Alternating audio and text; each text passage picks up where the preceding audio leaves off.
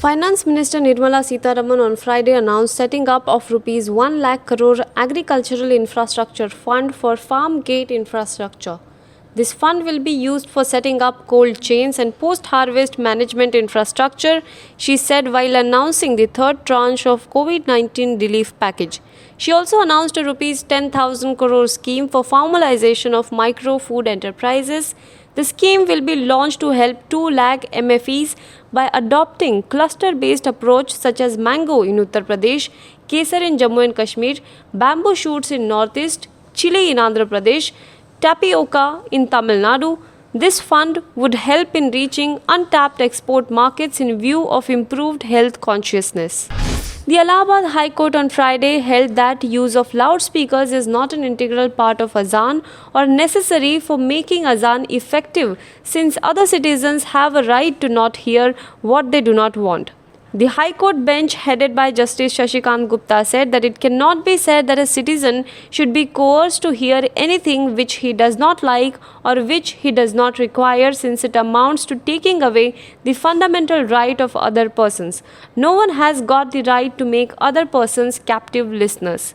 The court held that there is no constitutional protection to use of loudspeakers for Azaan, since no person has right to take away the right of others, and use of microphones certainly takes away the rights of citizens to speak with others, their right to read or think, or the right to sleep.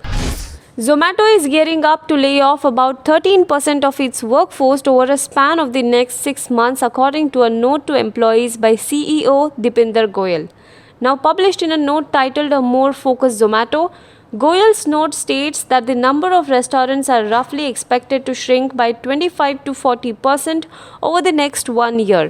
As a result, while Goyal claims that Zomato has a good cash reserves and is financially stable, the company will be undertaking operational revisions which include reducing real estate cost, inflicting 6-month temporary pay cuts for the employees that remain, and laying off about 13% of all Zomato workers over the next 6 months.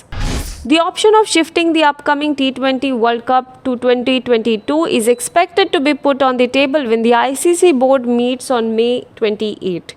A cloud of uncertainty hangs over the T20 World Cup in the wake of coronavirus pandemic, and shifting it may find favors with Cricket Australia, feels the board members.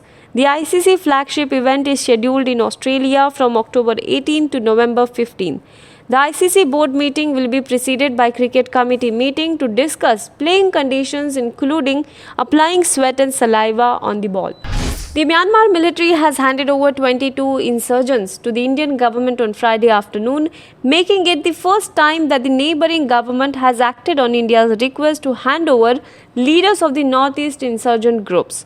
The insurgents wanted in Manipur and Assam are being brought back by a special plane. The plane will first make a stopover in Manipur capital Imphal before heading to Assam's Guwahati.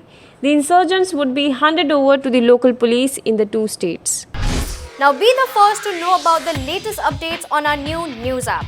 Go on your Android or iOS, search for HW News Network.